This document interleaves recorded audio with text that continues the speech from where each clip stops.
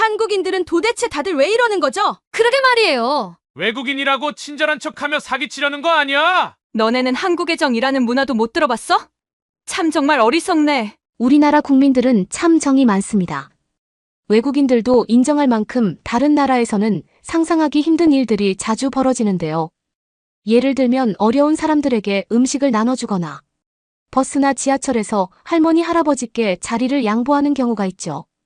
하지만 이외에도 정말 외국인들이 이해하지 못하는 행동이 있는데 그것은 바로 불쌍한 사람을 지나칠 수 없다는 것입니다.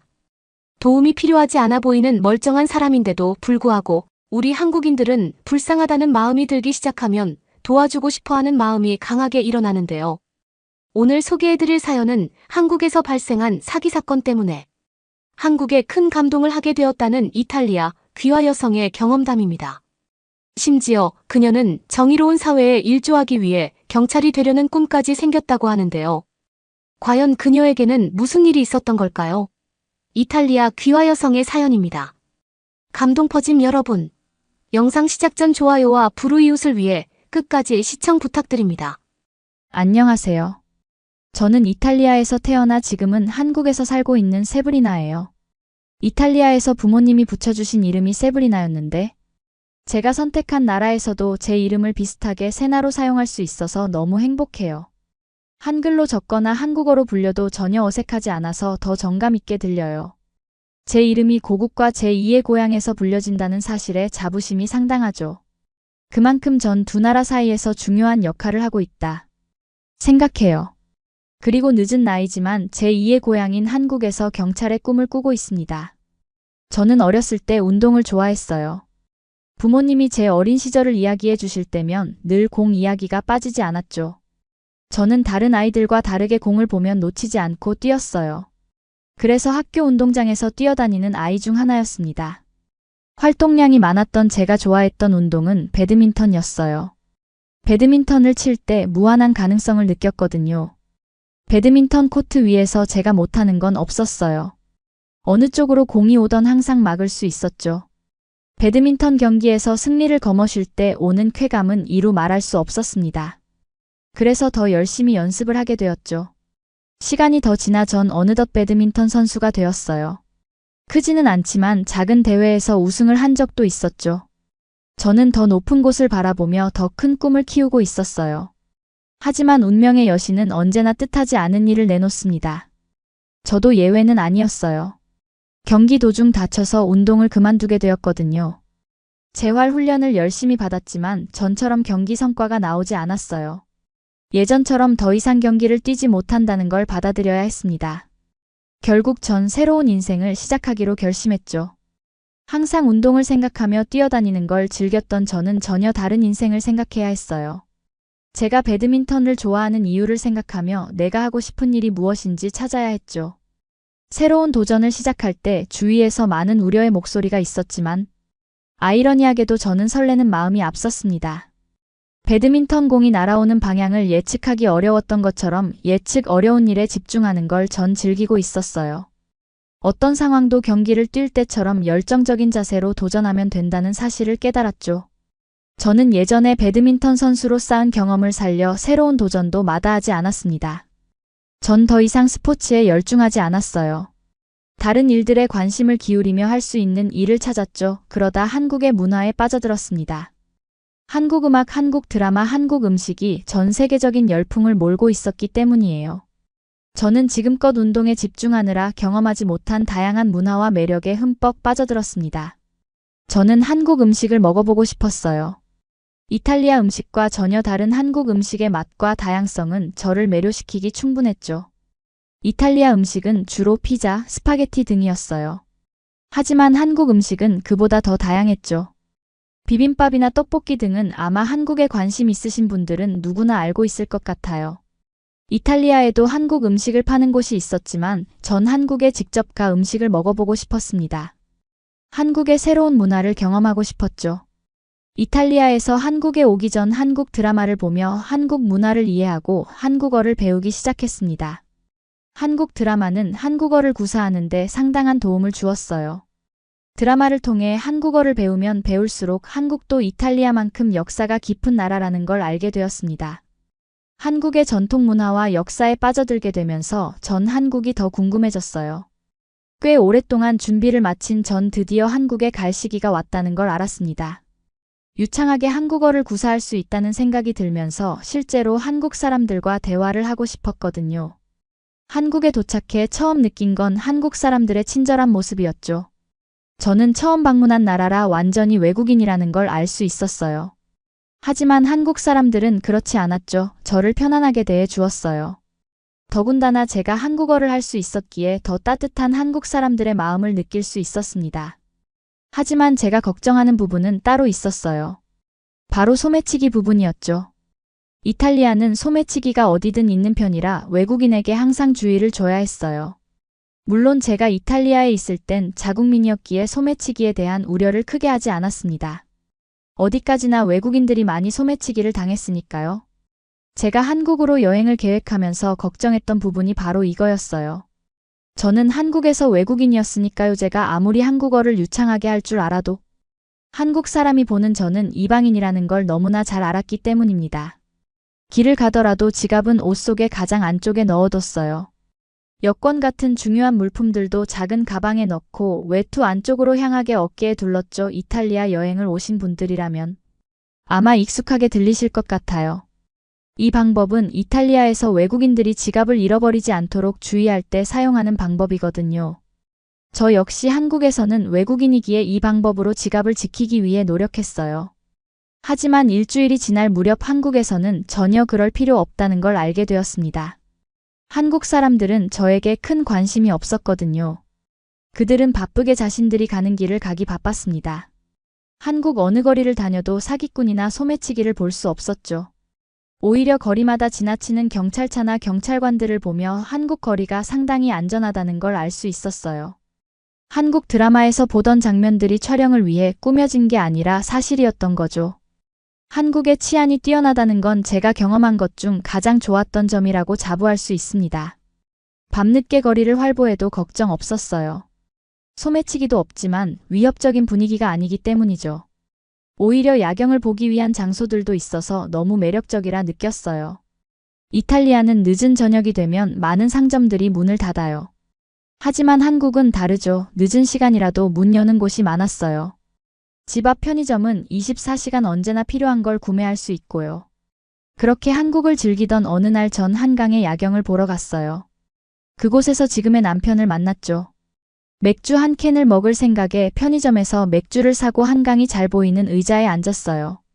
그런데 캔을 잘못 따 맥주가 넘치며 제 옷을 다 적셨죠. 당황한 제 모습을 본 한 한국인이 다가왔어요. 가방에서 휴지를 꺼내 건네주었죠. 그렇게 안면을 튼 그 한국인이 지금의 남편이에요. 제가 한국어를 할 수 있었기에 대화를 하는데 아무런 문제가 되지 않았어요. 오히려 태어난 나라가 전혀 상관없을 만큼 대화가 너무 잘 통했죠. 이탈리아로 다시 돌아와야 했지만 장거리 연애도 마다하지 않았던 남편 덕분에 결혼에 꼴이 날 수 있었습니다. 그게 벌써 5년 전 이야기예요. 결혼과 함께 한국으로 다시 돌아왔어요. 한국 국적도 취득하고 아이도 낳고 알콩달콩 잘 살고 있습니다.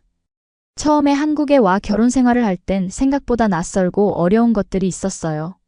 아이를 낳고 키우는 것 자체가 처음이잖아요. 게다가 여긴 제가 태어나고 자란 이탈리아가 아닌 한국이라 더 많이 어려웠죠. 하지만 세상 모든 엄마들이 위대하듯 저 역시도 그랬어요.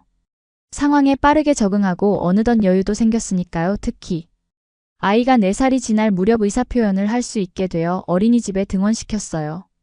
하루 종일 아이와 붙어있던 시간에 여유가 생기니 좋았죠. 그리고 남편 혼자 생활비를 버는 것보다 함께하면 더 좋겠다는 생각이 들었어요.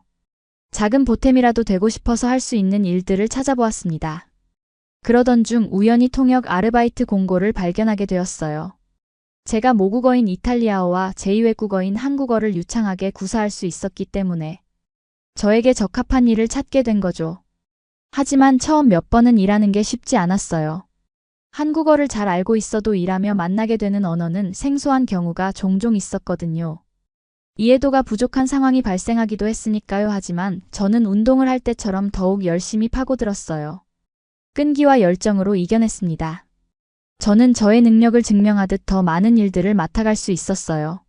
다양한 분야에서 통역의 경험을 쌓아가고 있었죠. 조금씩 전문 통역사로서의 역할에 자신감을 느끼기 시작했어요. 그러다 저희 고국인 이탈리아 여성의 통역 일을 맡게 되었습니다. 이탈리아 여성은 저처럼 한국에 대한 로망이 있었어요. 결혼을 해 정착하려는 게 아닌 정말 순수하게 한국을 사랑해 귀화하려 했죠. 하지만 안타깝게도 한국에서 사기를 당했다고 했습니다. 한국인에게 사기를 당해 1,000만 원을 잃었다고 전했어요. 한국인이라는 남자가 1,000만 원을 주면 한국 이주에 필요한 서류 작업과 기타 비용을 지원하겠다고 해 도움을 요청했대요. 조건이 이민 비용에 관해 선납이어서 처음엔 당연히 망설였답니다. 하지만 한국에서 새로운 삶을 보다 빠르게 시작할 수 있도록 일 처리를 해준다는 말에 약속받고 돈도 그에게 안전하게 전달했다고 했죠. 저는 이 이야기를 듣는데 당황했어요. 제가 아는 한국 사람들과 전혀 다른 모습이었기 때문이에요. 무엇보다 한국은 상당히 발전한 나라로 귀화에 관한 시스템도 잘 되어 있는데 어디서 잘못된 것일까? 걱정이 되었어요. 그리고 저 역시도 언제든 사기를 당할 수 있다. 생각이 들었고요. 솔직히 겁도 났지만 저보다 돈 한 푼 없이 다른 나라에서 미아가 된 이 이탈리아 여성의 앞날이 걱정되었습니다.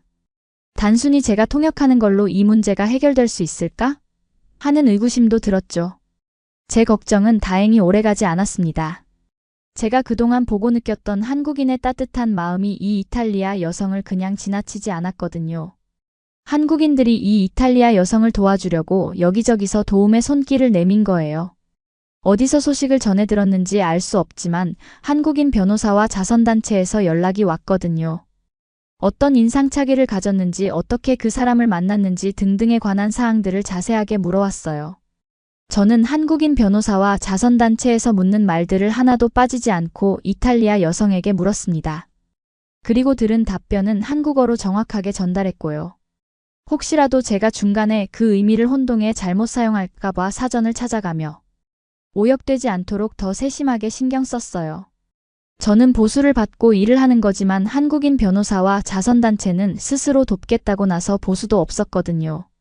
보수가 없는데도 열정적으로 이 이탈리아 여성을 도왔습니다. 그러니 중간에 있는 제가 소홀히 할 수 없죠. 저 역시도 해가 되지 않도록 더욱 열심히 통역했습니다. 통역하는 과정에서 알 수 있었던 건 사기친 사람이 한국인이 아니라는 점이었어요. 저도 모르게 안도의 한숨이 나왔죠. 이탈리아 여성에게 사기를 친 사람은 한국인이 아니라 수년 동안 외국인을 탐해온 중국 사기꾼이었어요. 그가 돈을 빼앗아 들고 흔적도 없이 사라진 거죠.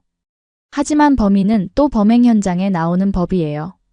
그녀의 사건을 접수받고 수사를 진행하던 경찰은 다른 외국인에게 작업 중이던 그 범인을 다시 발견할 수 있었습니다. 결국 범인은 잡혔고 이 이탈리아 여성은 돈을 되찾을 수 있었습니다. 이 이탈리아 여성은 자기 일처럼 도움을 준 한국인들은 물론이고 중간에서 통역 역할을 착실히 해준 저에게도 감사의 인사를 빼놓지 않았어요.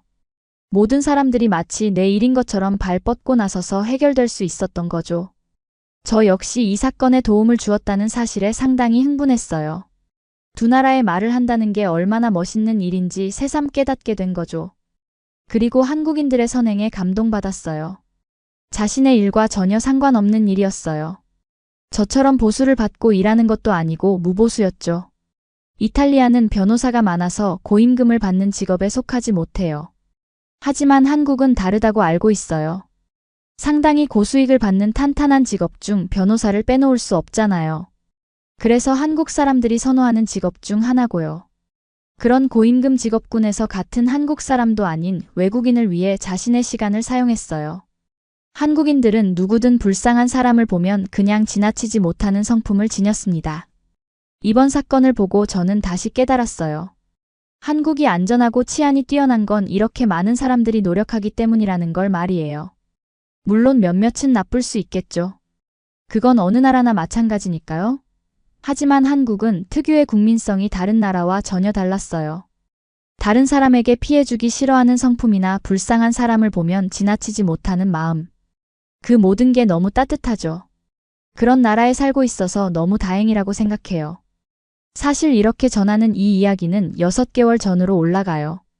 생각보다 좀 오래된 이야기죠. 그런데 이제 와 이렇게 이야기를 전하는 건 그때의 감동을 아직도 잊지 못했거든요. 세상 어느 나라에서 자국민이 아닌 다른 나라 사람을 위해 발벗고 나설까요? 한국인이라 가능하다고 자부해요. 그리고 저도 이제 한국인이기에 조금이라도 보탬이 되고 싶어요. 그래서 조금 늦었지만 경찰의 꿈을 꾸기 시작했습니다. 제가 이렇게 사연을 전하는 이유기도 하죠. 저는 이제 대한민국에서 경찰이 되기 위한 과정을 준비하고 있어요. 생각보다 과정이 오래 걸릴 수 있을 것 같아요. 한국에서는 경찰 시험이 워낙 어렵거든요. 하지만 저는 끝까지 포기하지 않을 생각이에요. 남편도 옆에서 열심히 하라고 응원해주고 있고요. 덕분에 차근차근 경찰의 꿈을 밟아가고 있답니다. 벌써부터 안전한 대한민국을 만드는데 작은 힘이 된다는 생각에 설레요. 한국의 정의로운 사회에 작은 보탬이 될 적 잘 해낼 수 있겠죠. 앞으로 갈 길이 더 멀지만 많은 응원 부탁드려요. 여러분은 이번 사연을 통해 어떤 것을 느끼셨나요? 안타까운 사람을 외면하지 못하는 한국인에게 감동한 나머지 정의로운 사회의 보탬이 되기 위해 경찰 시험을 준비하고 있는 이탈리아 출신 한국인 안나 씨의 경험담이었습니다. 우리는 그녀의 이야기를 통해 한국에서의 삶과 문화에 대한 여러 감동적인 이야기를 들을 수 있었습니다. 특히 한국의 안전하고 정의로운 사회를 지키기 위해 남몰래 노력하고 있는 많은 분들이 있다는 것을 다시 한번 깨달을 수 있었는데요. 외국인의 관점에서 한국 생활에 감동을 받았다는 이야기를 들으니 한국인으로서 뿌듯한 마음이 들었습니다.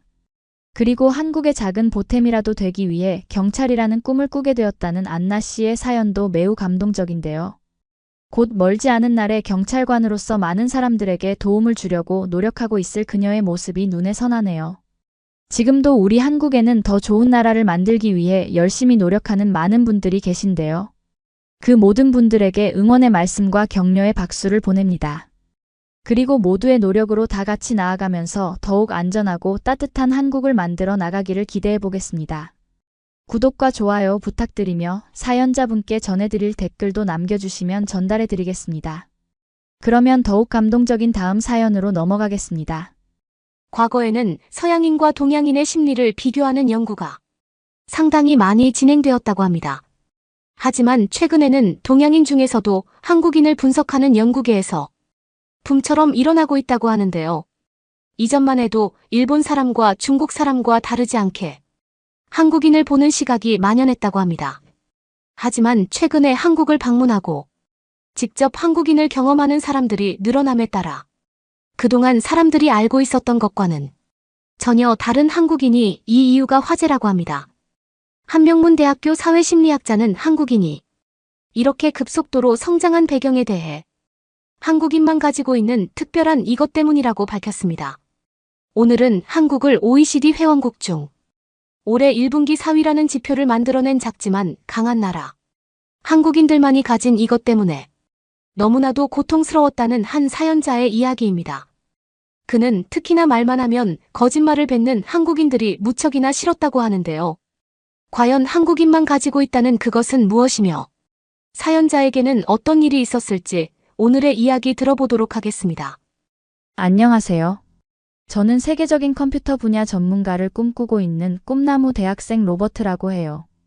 올해 23으로 독일의 베를린에서 태어났어요. 현재는 아헨 대학교라는 곳에서 컴퓨터 과학을 전공하고 있고요. 저는 그냥 평범한 중산층 가정에서 태어나고 자랐어요. 부모님께서는 두 분 다 교육에 열정적이신 분이라 텔레비전보다는 책이 있는 게 당연한 집이었어요. 위로는 형이 둘이 있었고 우린 아들 셋이 있는 가정이었죠. 시끌벅적할 것 같다고 예상되는 아들뿐인지 반이긴 했지만 정확히 정해진 시간에는 늘 집안에서 공부를 해야 했어요. 그것도 부모 밑과 함께 말이에요. 아버지와 어머니는 돌아가면서 우리 형제 모두의 공부에 관여하셨거든요. 늘 먼저 공부를 가르쳐 주실 만큼 엄청난 정성을 쏟으셨던 분들이었죠. 그 덕에 우린 모두 누구보다 열중할 수 있었습니다. 각자 좋아하는 과목은 달랐지만 저는 특히 어릴 때부터 과학과 기술에 대한 호기심이 넘쳐났어요. 부모님께서는 제 이런 관심을 북돋아 주셨고요.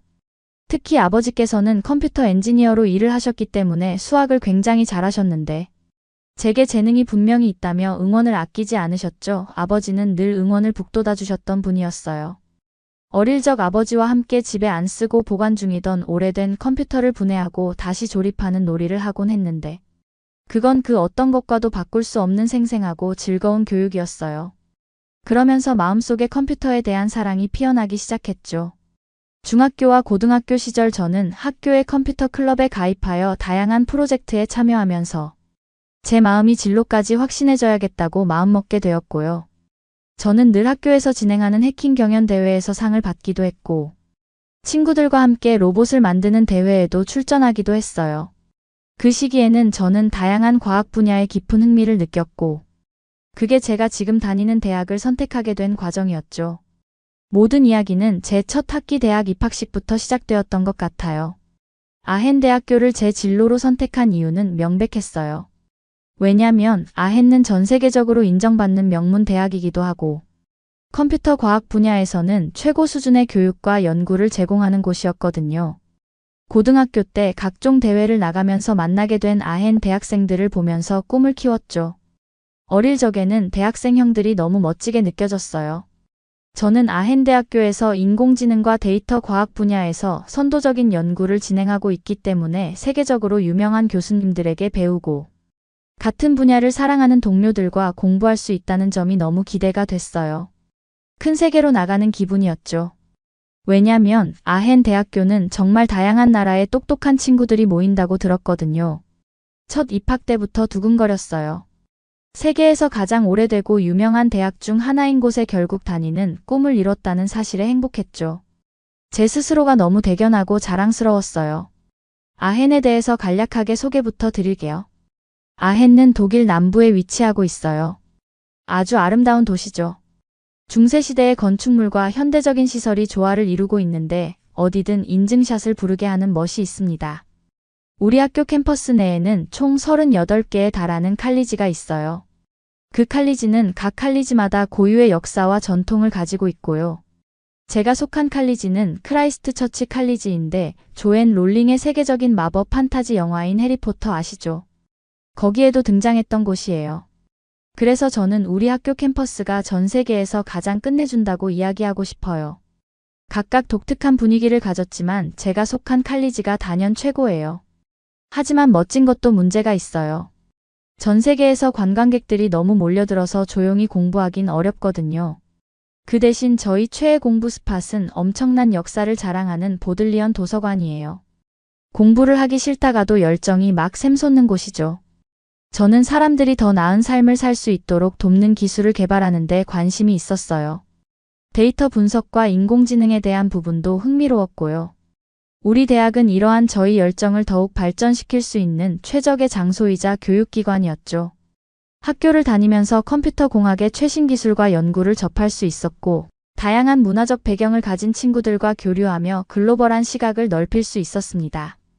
특히 교수님들과의 연구 프로젝트를 통해 실무 경험을 쌓고 기술을 실제 문제에 적용해보는 기회를 많이 가질 수 있었고요.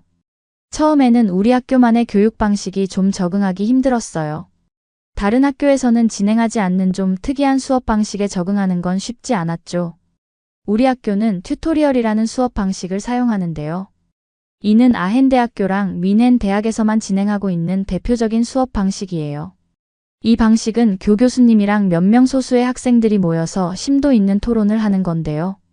보통 일주일에 한 번씩 만나는데 1시간에서 1시간 반 정도 진행됩니다. 이 낯선 방식이 처음에는 너무도 부담스러웠지만 해가 바뀔수록 이 덕분에 내가 얼마나 실력적으로 성장했는지 알아가게 된 값진 경험이라는 걸 알게 됐어요. 튜토리얼을 계속 진행한 덕분에 스스로 비판적 사고력과 토론 능력이 이전보다 월등히 늘었거든요. 컴퓨터만 주구장창 봤던 저는 채팅으로 대화를 하는 것이 편했지. 사람을 눈앞에 마주하고 대하면서 소통하는 문제가 어려웠거든요. 그래서 그때까지 아직도 여자친구 한 번 교제해보지 못할 정도였어요. 늘 제 표현을 하는데 어려웠어요. 이 수업을 통해 가장 크게 배운 장점은 밀접하게 소통하고 궁금한 걸 바로바로 질문할 수 있는 표현력 경한 사람이 된다는 거였어요. 아무튼 튜토리얼은 아헨 교육의 핵심이라고 할 수 있어요.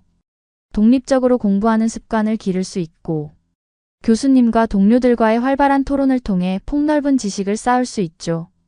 힘들지만 정말 값진 경험이자 실력적으로 확실히 향상할 수 있는 계기고요. 그때는 아직 다른 친구들만큼은 아니었지만 내 생각을 명확하게 표현하는 연습을 하던 중이었어요. 확실히 입학했을 신입생 때보다는 나아진 걸 느끼고 있던 중이긴 해도 워낙 내성적이고 컴퓨터만 했던 저로서는 마음과 머릿속에 있는 말을 밖으로 꺼내는 문제가 쉽지 않았어요. 저는 수업을 들으면서 점점 더 실수하거나 빈틈을 보이고 싶지 않아서 정말 많은 시간과 노력을 투입하기 시작했어요. 왜냐면 그 수업에 정말 거슬리는 녀석 하나가 늘 저희 토론을 방해했거든요. 한국인 지석은 무척이나 똑똑하긴 했지만 좀 재수 없는 스타일이었어요. 저와 정반대의 녀석이었죠. 그 녀석을 이기기 위해 처음엔 밤새 공부하며 방대한 양의 자료를 읽으며 준비한 적도 있을 정도였어요. 저는 지석이가 무척이나 거슬렸어요. 매번 수업 때마다 그의 의견이나 주장이 친구들에게 박수를 받았거든요. 매일 더 잘해내려 노력했지만 도대체 사람들은 왜 그를 좋아하는 건지 야속하기도 했어요. 한국 유학생인 지석을 처음부터 싫어했던 건 아니었어요. 처음에는 친절해 보이는 그와 친해지고 싶기도 했죠. 실력적으로도 월등했고요. 이미 세계대회에서 유명한 학생이라 우리도 주의 깊게 그를 살피고 있었죠. 그런데 시간이 지나면서 그가 입만 열면 거짓말을 뱉는 성격이라는 걸 알게 됐어요. 재혼 때문에 한국인 전체의 이미지가 싫어지기 시작하더니 나중에 보니 한국인들은 정말 거짓말을 아무렇지도 않게 내뱉는다는 걸 알게 됐어요. 지석의 진짜 성격을 알고 나서부터는 그를 멀리했어요. 게다가 지석은 너무 심할 정도로 매번 참견을 하곤 했는데 그게 제 심기를 건들기 시작했어요. 예를 들어 편의점에 가거나 무슨 매장에 가도 뭐 살 거야? 뭐 먹을 거야? 넌 어떤 수업 들을 거야? 같은 개인적인 문제들을 아무렇지도 않게 공공장소에서 매번 묻는 그의 신뢰되는 태도에 짜증이 넘쳤어요. 아니 남이 뭘 사고 뭘 먹는지가 도대체 왜 궁금한 거죠? 정말 지석이 불쾌하고 이해가 안 갔어요. 사람들에게 말하고 싶었죠. 다들 지석의 겉모습만 보고 친절한 줄 알고 있지만 저는 그가 입만 열면 거짓말을 뱉고 사실은 뒤에 그의 진짜 얼굴을 숨기고 있다는 걸 말이에요. 제가 다른 사람들보다 그를 잘 아는 이유는 1학년 2학기 내내 그와 함께 파트너로 과제를 수행해서 늘 붙어 다녔기 때문이었어요. 그러면서 그에 대해 아주 확실히 알게 되었죠. 저는 지석의 간섭도 싫었지만 거짓말은 더 싫었어요. 지석 말고도 한국인 유학생들이 꽤 많았는데 그들은 다 똑같은 거짓말을 아무렇지도 않게 했죠. 우리 밥 한번 먹자 연락할게 라는 말이요. 그건 정말 지켜야 하는 것 아닌가요? 그런 말을 하고 아무리 기다려도 연락을 하거나 밥을 한번 먹자는 약속은 지켜지지 않았어요. 결국 계속되는 재혼의 이런 거짓말에 화가 폭발하게 된 사건이 발발하게 되었습니다. 그 사건을 말하기 위해 교양 수업이 시작됐을 때 그때를 이야기해 드릴게요. 평소에 저는 캠퍼스 안에서 시간이 남으면 박물관이랑 미술관을 구경하곤 해요. 조용히 있는 걸 좋아하는 편이거든요. 사색을 즐기기도 하고요. 아름다운 캠퍼스를 둘러보면 곳곳에 연애를 시작한 커플들로 가득했지만 저의 낙은 그저 템스 강을 따라 산책하거나 주로 커버드 마켓에서 브런치를 먹는 것이었어요. 샌드위치랑 커피는 거기가 정말 최고거든요. 아, 시내에 있는 벤스 쿠키도요. 그날도 식사를 하고 공부에 좀 지쳐 피츠 윌리엄 박물관에 가서 멍을 때리고 있었어요. 때는 5월이었죠. 메인 모닝 축제 시기였는데요. 학생들이 모여서 노래하고 춤을 추는데 저는 시끄러운 걸 그리 좋아하지 않아 거기 앉아 조용히 공부를 하고 있었죠. 거기서 저는 K씨를 만나게 되었어요. 다시 만나게 된 셈이었죠. 그녀는 저희 중학교 동창이었거든요. K씨는 문학을 전공하고 있는 학생이었어요. 그것도 저와 같은 학교에서 말이죠. 학교가 워낙 커서 전혀 생각하지도 못한 행운이었어요. 사실 저는 오래전 중학교 때부터 그녀를 좋아했거든요. 워낙 밝고 활기찬 성격의 그녀에게 끌렸죠. 우림 같은 동네에도 살았고 도서관에서도 길가에서도 자주 마주쳤지만 졸업 후 K씨가 이사를 가면서 그녀를 갑자기 보지 못하게 되었어요. 내성적이었던 저는 그녀에게 아무런 표현 하나 해보지 못하고 그녀를 기억 속에서만 그리워했고요. 그런 그녀와 같은 대학교 학생으로 다시 만나게 되다니 이건 분명히 운명이라 생각이 들었어요. 하늘에서 나를 위해 다시 준 기회라고 확신했죠. K씨는 저에게 행운처럼 너무 반갑다며 연락처를 교환하자고 했어요. 두근거려 심장이 터질 것만 같았죠. K씨와 그 후로도 거의 매일 연락을 하고 지냈고 K씨와 더 가까워지고 싶었던 저는 아헨대학교에서 한글 교양 수업이 개설된다는 소식을 듣고 이 기회를 놓치지 않기로 결심했습니다. 왜냐하면 K씨는 중학생 때부터 열정적인 한국의 모든 것을 사랑하는 팬이었거든요. K씨가 이번에 한글을 배우는 수업을 들을 예정이라고 밝혔고, 저도 그녀처럼 한글을 배우면 K씨와 더 많은 대화를 나누면서 그녀와 한층 더 가까워질 거라고 생각했습니다. 그래서 저도 바로 한글 교양 수업에 등록을 하게 됐어요. 그런데 생각보다 수강 신청을 하는 인기가 높더군요. 그래서 수강 신청을 하는 때부터 컴퓨터 전공인 저에게 K씨는 도움을 청했어요. 제가 그녀에게 뭔가를 해줄 수 있고, 그녀와 우리 둘만이 관련된 추억을 쌓아간다는 건 정말 소중한 기억이 되었어요. 한글 수업을 처음 들으러 강의실 문을 열었던 날 제 심장은 두근거렸습니다. 수업 시작 몇 분 전 K씨가 문을 열고 들어오며 너도 여기 있어서 너무 좋다고 말했던 그 순간을 잊을 수가 없어요. 그때 그녀의 그 한마디에 저는 이 수업을 듣기로 한 결심이 옳았음을 확신했습니다. 첫 수업과 두근거림도 잠깐 점점 위기가 다가오고 있었습니다. 그것도 그 거짓말쟁이인 지석이 때문에 말이죠. K씨는 정말 한국어를 잘했는데 그걸 도와준 친구가 동아리에서 절친한 지석이라는 걸 나중에야 알게 됐어요. 저는 이게 무슨 운명의 장난인가 싶으면서도 화가 머리 꼭대기까지 차기 시작했죠. 하지만 그녀 앞에서 속이 좁아 보일까봐 절대 티를 낼 수는 없었지만요. 저는 정말 열심히 공부를 했어요. 그래서 한국어를 들으면 얼추 의미를 이해할 정도까지 갈 수 있게 공부했죠. 그 어느 수업보다도 독하게 공부해서 다들 컴퓨터공학이 아니라 한국어를 전공하는 사람 같다고 우스갯소리로 말하곤 했으니까요. 어느 날 수업이 끝난 후 K씨는 저에게 심장이 폭발할 정도로 두근거리는 제안을 했습니다. 로버트, 이번 주말에 한글을 좀 더 연습하고 싶은데 같이 카페에서 공부할래? 그녀의 제안에 저는 날아갈 듯 기뻤어요. 당연히 수락을 했죠. 그 일주일은 주말까지 어찌나 시간이 안 가는지 달력을 보고 또 보고 해야 했어요. 드디어 주말이 되고 우리는 캠퍼스 근처의 작은 카페에서 만나 한글 공부를 했습니다. 하지만 공부는 오래가지 않았죠. 우리는 서로의 관심사에 대해 이야기하고 K-팝과 한국 드라마에 대한 의견을 나누며 시간을 보냈습니다. 그것은 우리의 첫 데이트와처럼 느껴졌어요. 곧 그건 저 혼자만의 착각이라는 걸 알게 되었지만요. 카페의 문이 열리고 어디선가 익숙한 목소리가 들려왔습니다. 지석이었어요. 지석이 저와 그녀의 사이에 나타난 것이었습니다. 반갑게 인사하는 K씨를 보며 동공이 흔들렸습니다. 마음속으로 몹시 불편했지만 밝은 미소로 그를 환영하는 K씨를 보면서 부정적인 감정을 표현하기 어려웠습니다. 그렇게 우리는 같은 테이블에 앉게 됐어요. 알고 보니 K씨가 한글 공부를 하는데 지석에게 부탁을 했다고 전했어요. 저는 그것도 모르고 우리 둘만의 데이트인 줄만 알고 그렇게 날짜를 세어가며 두근거렸는데 말이죠. K씨도 야속하고 특히 지석이 너무나도 얄미웠어요. 그런데 지석이는 또 제가 제일 짜증나하는 밥 뭐 먹었어? 뭐 먹을 거야? 어떤 음료 먹었어? 같은 또 개인적인 질문을 하더군요. 저는 그래 저런 질문을 계속하다 보면 K씨도 분명 그에게 무례함을 느낄 거라고 내심 기대했어요. 하지만 K씨는 전혀 그런 태도가 아니었죠. 오히려 더 기분이 좋아 보였어요. 그 자리에서 더 저를 괴롭힌 건 K씨가 지석에게 호감을 가지고 있는 것 같은 마음이 보였다는 것 때문이었습니다. K씨는 그가 하는 말마다 웃으며 리액션을 했고 그가 별 이야기도 아닌데 크게 호응을 해주며 지석에게서 눈을 떼지 않았습니다. 그걸 보고 있는 저의 마음은 점점 더 불편해져만 갔습니다. 그렇게 다음날 저는 참지 않고 지석에게 제 감정을 거침없이 이야기했습니다. 난 오랫동안 K씨를 좋아했어. 그러니까 선 넘지 말아줬으면 좋겠어. 매너 있게 행동해줘. 수없이 고민을 한 끝에 지석에게 말을 한 것이었죠. 그런데 지석은 알겠다며 둘이 잘 될 수 있게 밀어준다고 했어요. 좀 의외였죠. 제 마음을 유일하게 알고 있는 사람이었고 K씨랑도 친한 사이였으니 재혼을 믿어보기로 했어요. 그런데 결국 그와 대립을 하는 사건이 발생하고 말았어요. 그날 수업을 위해 복도를 지나고 있었는데 어디선가 익숙한 목소리가 들려왔어요. 프리트와 지석의 목소리였죠. 저는 발걸음을 더 빨리 재촉했어요. 둘이 무슨 이야기를 하는지 듣기 위해서요.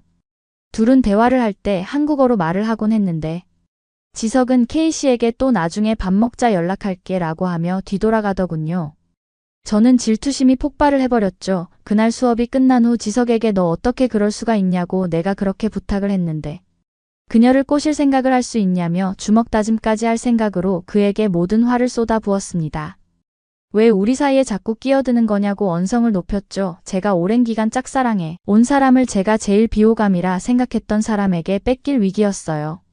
그런데 지석은 저에게 한국인들에게 밥 먹자는 그런 의미가 아니라며 또 말도 안 되는 변명을 하기 시작했어요. 저는 그러고 왜 그녀가 뭘 먹을지, 어떤 걸 고를지까지 하나하나 다 간섭을 하는 건지 그동안의 불만들을 이야기했죠. 독일 사람들은 특히나 독일 역시 개인주의 성향이 강한 나라예요. 개인의 권리와 자유를 중시하며 사회적으로도 개인의 독립성과 자립이 매우 강조되는데 그런 것들을 물으면 자신만의 생활 방식을 존중하지 않고 사생활을 간섭받는다고 생각하거든요. 아니면 그걸 호감이라고 생각하거나요?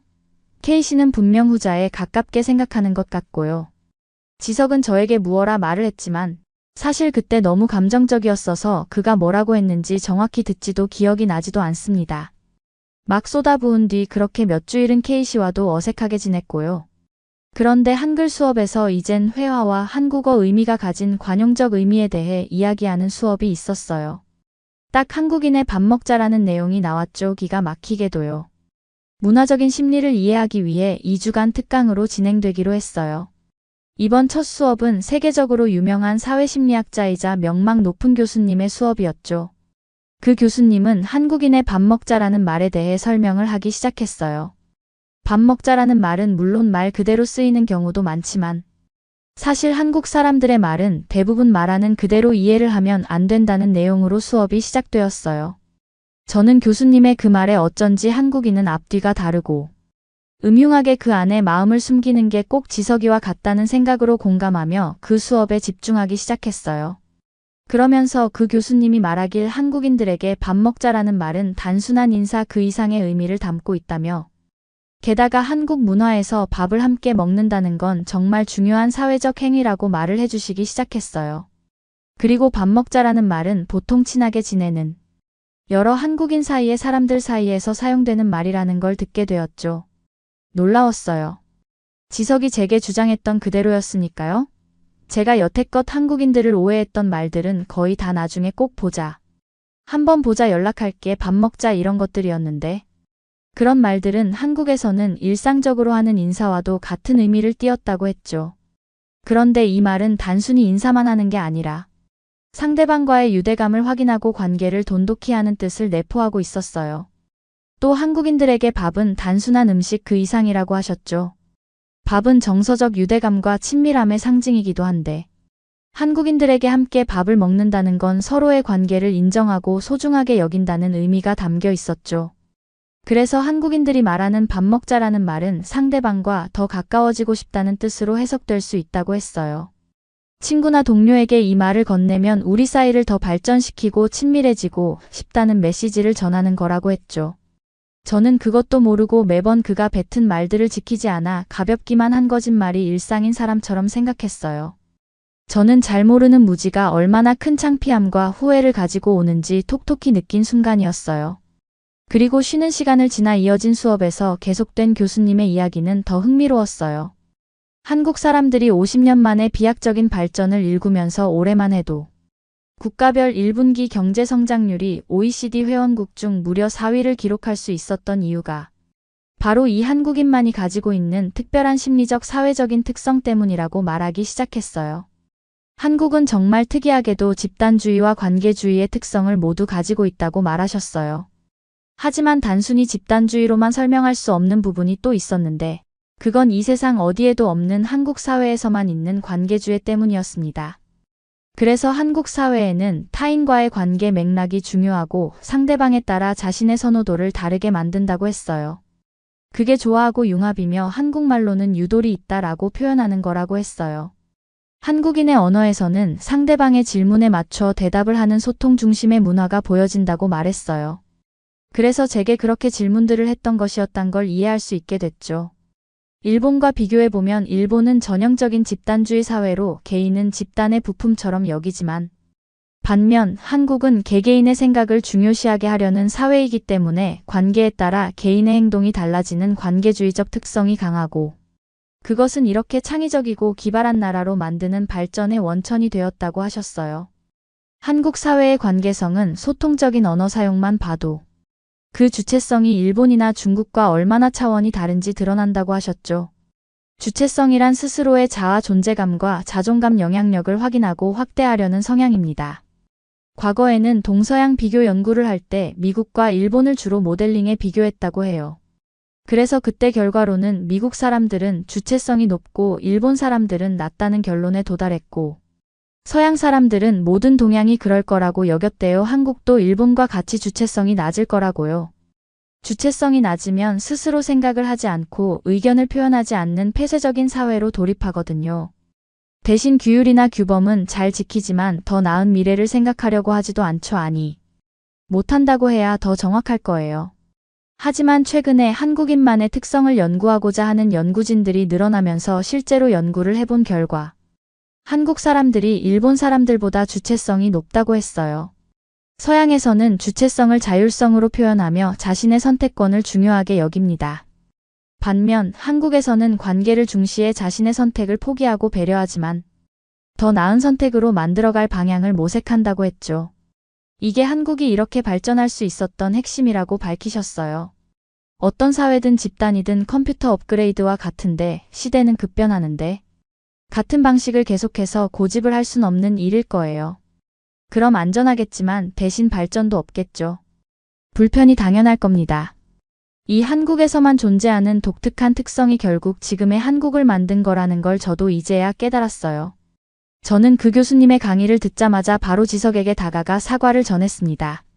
그러고 그에게 말을 했어요. 우리 밥 한번 먹자라고요.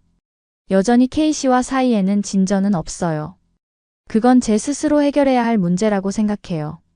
시간이 가면서 이제야 느끼는 건데 제가 이렇게 제 의견을 잘 말하고 실력적으로도 향상한 이유는 그동안 많은 수업들을 통해 재혼을 이기기 위해 노력해온 시간만큼 실력이 비례해졌기 때문이었어요.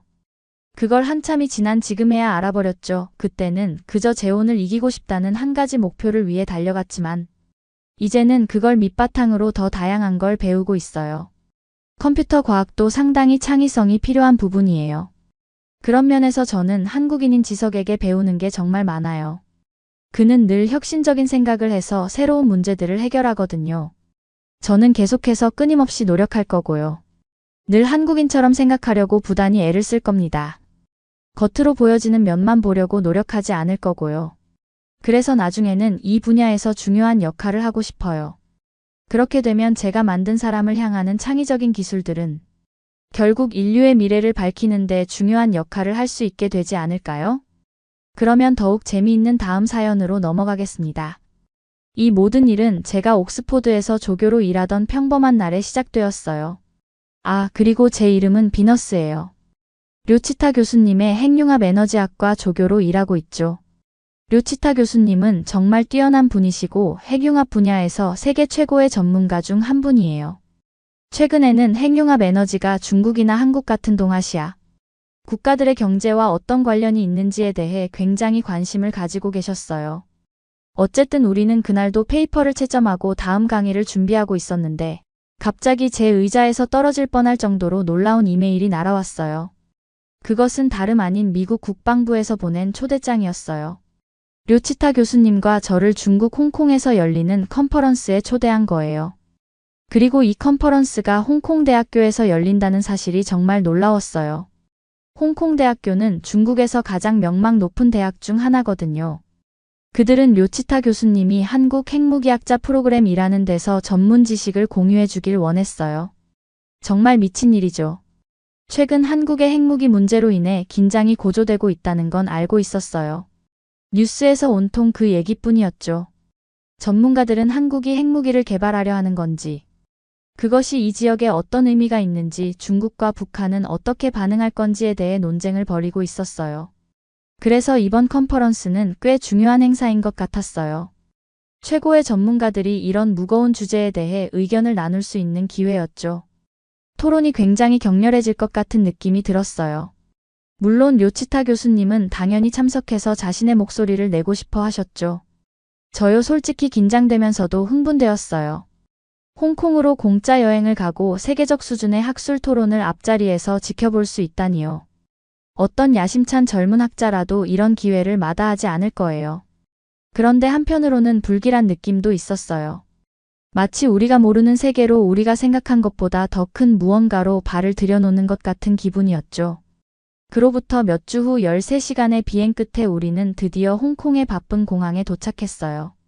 햇빛에 반짝이는 마천루들을 보면서 감탄했고 지구 반대편 나라의 낯선 공기를 들이마셨죠. 마치 꿈을 꾸는 것 같았어요. 정말 일어나고 있는 일인지 의심스러울 정도였죠. 하지만 지금 중국에 입국하셨습니다. 라는 표지판과 여권을 보여달라고 엄숙하게 요구하는 출입국 관리 직원의 모습에 금세 현실로 돌아왔어요. 대학교에서 보낸 차가 우리를 태웠어요. 정말 멋진 검은색 세단이었는데 하얀색 시트 커버가 완벽하게 깨끗했죠. 차를 타고 가면서 창밖으로 스쳐 지나가는 모든 것들을 눈에 담으려고 애썼던 기억이 나요? 하늘 높이 솟은 강철과 유리로 된 고층 빌딩들, 물고기 떼처럼 거리를 누비는 오토바이들, 도처에 걸려있는 굵직한 한자로 쓰인 붉은색 현수막들까지 모든 게 인상적이었어요. 얼마 지나지 않아 차는 명문 홍콩대학교 캠퍼스로 진입했어요. 정말이지 이곳은 권위와 역사가 느껴지는 곳이었어요. 구불구불한 기와 지붕이 인상적인 전통 중국식 건물들. 조각된 비석들이 군데군데 놓여있는 광활한 부지 목적을 가지고 분주히 오가는 멋진 차림의 학생들까지.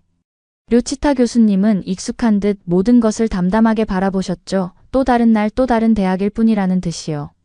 하지만 22살의 저에게는 이 모든 것이 눈이 부시고 겁이 날 정도로 압도적이었어요. 우리는 컨퍼런스 숙소에 체크인을 했어요. 제가 묵게 된 방은 제가 그동안 묵어봤던 방 중 가장 호화로웠어요. 료치타 교수님께서는 개회식이 곧 시작될 컨퍼런스 홀로 바로 가고 싶어 하셨죠. 주최 측에서 미리 전체 일정표를 보내줬었는데 우리가 아주 진지하고 무게감 있는 토론을 할 것이 분명해 보였어요. 첫 번째 발표자인 중국 국방대학교 고위 교수가 단상에 올라섰을 때 청중들은 숨소리조차 내지 않았습니다. 그의 얼굴에는 깊은 주름이 새겨져 있었고 무대 조명 아래 반짝이는 머리는 벗겨진 상태였죠. 그의 태도에서 군국주의적 어조와 강철 같은 결의를 느낄 수 있었습니다. 전혀 서론 없이 연설을 시작했습니다. 직설적으로 말씀드리겠습니다. 그의 목소리가 놀라울 정도로 강렬하게 강당에 울려 퍼졌습니다. 한국이 핵무기를 보유하고 있다는 개념은 기껏해야 위험한 환상이고 최악의 경우에는 어처구니 없는 익살극에 불과합니다. 저는 자리에서 몸을 움직이며 그의 말투에 담긴 절대성에 당황했습니다. 이것은 평범한 학술적 논쟁이 아니었죠. 마치 언어적 폭력이었고 중국의 강경한 입장이 모래 위에 그려진 것 같았습니다. 이 환상은 도대체 무엇에 근거한 걸까요? 자체 핵융합 발전소 하나 없는 국가 말입니까?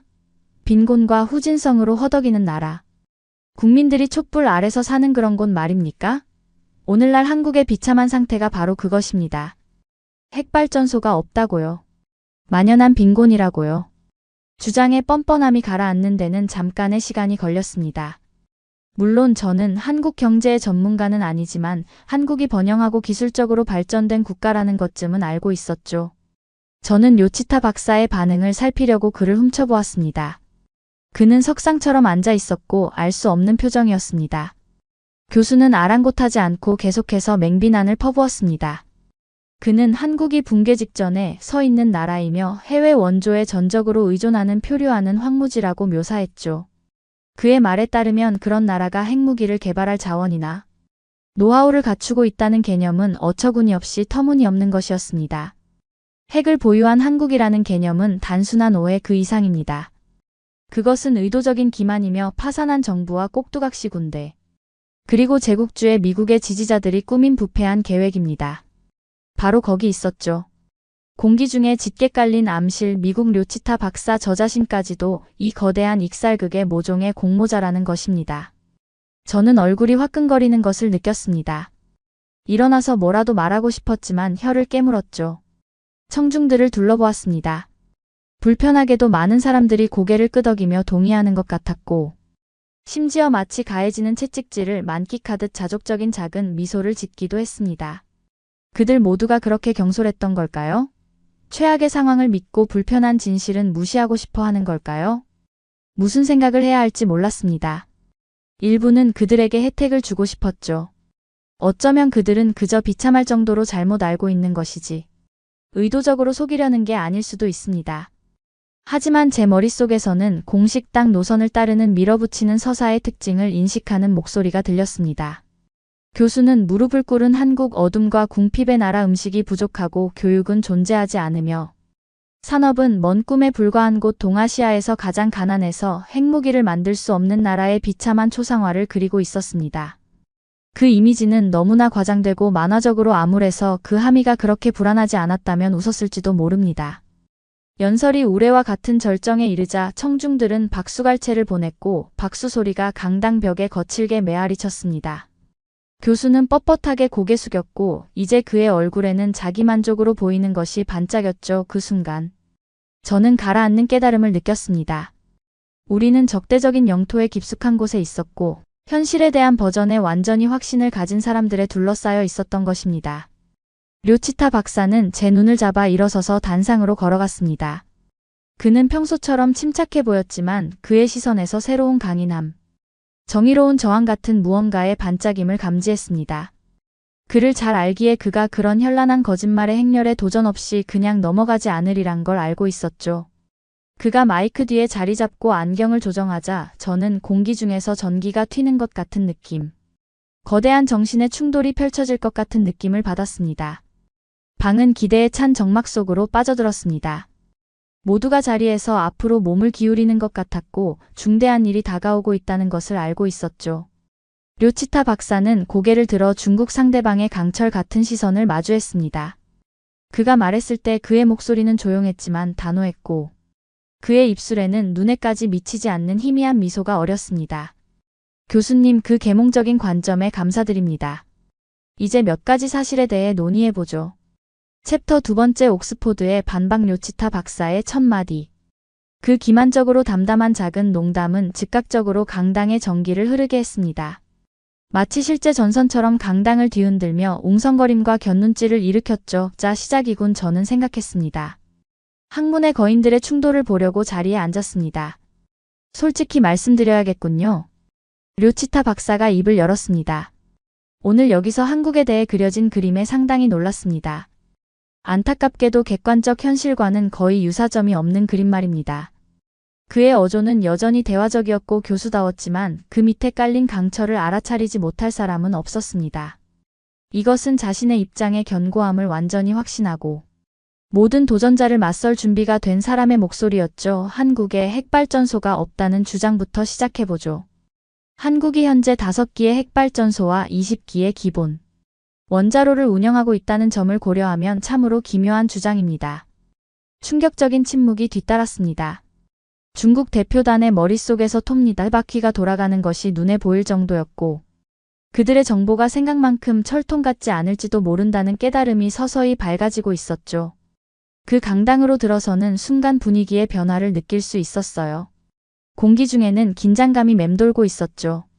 좌석에는 무표정한 중국인 교수님들과 군인 같은 분들이 앉아 계셨어요. 훈장과 리본으로 장식된 군복을 입은 분들이 많았죠.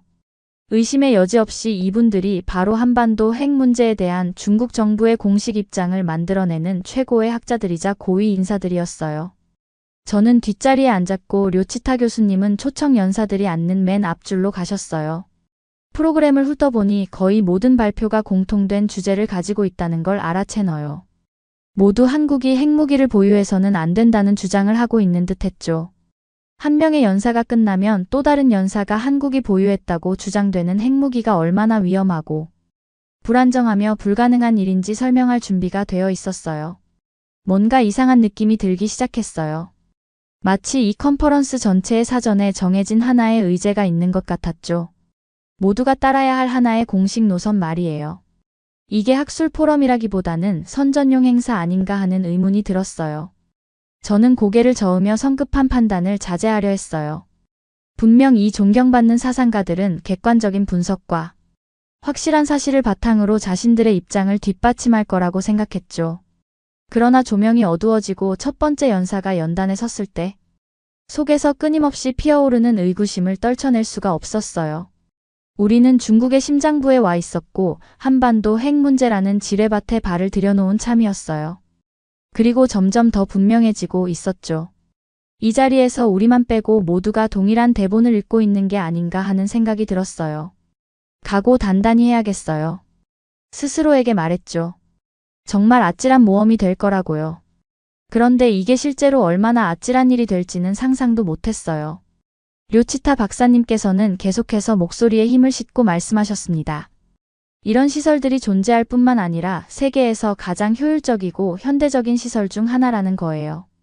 중국의 노후화된 원자로들보다 확실히 더 발전했죠. 그 작은 일침에 저는 웃음을 참을 수밖에 없었습니다. 료치타 박사님은 절대 돌려 말하거나 주먹을 꼭 쥐지 않으시는 분이에요. 마치 외과 의사가 메스를 다루듯 사실과 수치들을 정확하게 늘어놓고 계셨죠. 세계핵융합협회는 한국을 핵융합 에너지 생산의 세계적인 선두주자로 평가하고 있습니다. 최첨단 원자로 설계를 개척했죠. 이런 수준의 기술력이라면 원한다면 얼마든지 무기 개발의 능력을 발휘할 수 있다고 말하는 게 무리는 아닐 겁니다. 회의실의 분위기가 눈에 띄게 바뀌었어요. 중국 교수들의 얼굴에서 자신만만하던 미소가 사라지고 당황스러움. 심지어는 약간의 두려움마저 엿보였죠. 속삭이는 소리가 그들 사이에 퍼졌고 제스처에서 다급함이 느껴졌습니다. 료치타 박사님은 단순히 그들의 주장에 반박하는 것이 아니었어요. 그들의 믿음 체계 전체를 체계적으로 해체하고 핵심의 공허함을 드러내고 있었죠. 한국의 기술적 역량, 경제적 활력, 도시의 현대성과 번영에 대해 말씀하셨는데 이는 제시되었던 암울하고 후진적인 모습과는 크게 대조되는 것이었습니다. 반박의 말씀 하나하나가 육체적인 타격처럼 와닿았고 반대편은 눈에 띄게 휘청거렸죠. 그러나 료치타 박사님은 이제 막 시작하신 참이었어요. 세계은행, IMF, UN 등 국제기구들의 보고서를 하나둘씩 꺼내 보이셨는데 모두 한국을 선진국이자 번영하는 국가로 일관되게 묘사하고 있었죠. 그 데이터는 반박의 여지가 없었고 출처는 의심할 수 없었습니다. 이성적이고 끈질긴 논리로 주장을 펼치실 때 저는 청중들을 면밀히 관찰했어요. 중국 쪽은 시간이 흐를수록 더욱 동요했고 불안감이 그들을 집어삼켰죠. 몇몇은 공공연히 고통스러워 보였고 다른 이들은 눈살을 찌푸리며 서로를 바라보았습니다. 그것은 초현실적인 광경이었어요. 합의의 급격한 해체, 편안한 환상의 붕괴, 그들은 더 이상 확고한 입장에서 논쟁하는 대사가 아니었죠. 오히려 세상이 주위에서 무너지는 모습을 지켜보는 필사적인 사람들처럼 보였어요. 제가 무언가 심오하고 역사적인 순간을 목격하고 있다는 걸 깨달았죠. 이건 단순한 학술적 논쟁이 아니었어요. 세계관의 격렬한 충돌이었고 진실 그 자체를 위한 결투였죠. 그리고 사실과 이성이라는 무기로 무장한 료치타 박사님이 승리를 거두고 있었습니다. 반박을 마무리하실 때 내려앉은 침묵은 귀가 멍멍할 정도였어요. 폭탄이 투하된 것 같았고 모두는 여진의 충격에 휩싸여 있었죠. 료치타 박사님은 자리에 앉으셨는데 이마에는 땀 한 방울 없이 마치 연력학에 관한 다소 흥미로운 강의를 막 마치신 것 같은 모습이었습니다. 그러나 그 말씀의 영향력은 명백했어요. 그 말씀들은 마치 살아있는 것처럼 공기 중에 걸려 있었고 전기처럼 느껴졌으며 답변을 요구하고 있었죠. 중국 쪽은 완전히 기습당한 것처럼 보였고 한때 통일되어 있던 전선은 이제 분열되고 불확실해졌습니다. 전투는 아직 끝나지 않았다는 걸 알고 있었어요. 반론이 있을 테고 입장을 지키려는 필사적인 시도가 있겠죠. 하지만 명백한 변화가 일어난 건 사실이에요. 료치타 박사님은 진실을 위해 강력한 일격을 가하셨고 어떤 것도 예전과 똑같지는 않을 겁니다. 저는 박사님과 눈이 마주쳤고 그분은 미묘한 끄덕임을 보내셨어요. 그 눈빛에는 만족감이 반짝이고 있었죠. 그 순간 저는 그분의 제자라는 게 자랑스러웠고 사실과 과학 정직한 탐구의 편에 서 있다는 데 자부심을 느꼈습니다. 하지만 동시에 오싹함, 다가올 폭풍에 대한 예감도 느꼈어요. 우리는 용을 건드렸고 뿌리 깊은 교리의 도전장을 내밀었죠. 상상하기 힘든 결과와 영향이 있을 겁니다. 그것들이 얼마나 빠르게 닥칠지, 우리 삶의 행로를 얼마나 극적으로 바꿀지는 거의 알지 못했어요. 그러나 그 숨막히는 정적 속에서 사상의 충돌 사이에서 한 가지는 명백했죠. 우린 엄청난 모험을 떠나게 될 거라는 건 말이에요. 여러분은 어떻게 보셨나요? 응원과 격려의 한마디씩을 댓글로 남겨주시기 바랍니다. 사연자분들에게 전달해드리겠습니다. 실제 사연 제보를 받고 있습니다. 채택되신 분께는 작은 선물도 보내드리고 있습니다. 저희의 사연이 여러분의 하루에 작은 힘이 될 수 있었으면 좋겠습니다. 감동적인 사연을 주변 분들과 이야기 나눠보세요. 더욱더 좋은 영상으로 다시 찾아뵙겠습니다.